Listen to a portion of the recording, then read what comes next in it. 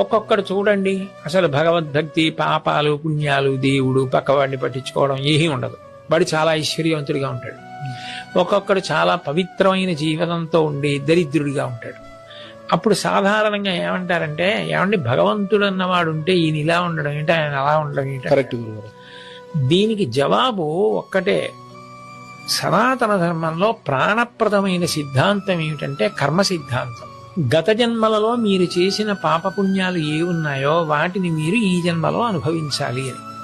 ఆయన గత జన్మలలో పుణ్యం చేశాడు, దాని ఫలితం ఇప్పుడు ఐశ్వర్యం అనుభవిస్తున్నాడు. ఇప్పుడు చేస్తున్నాడు పాపం, దీన్ని అనుభవిస్తాడు.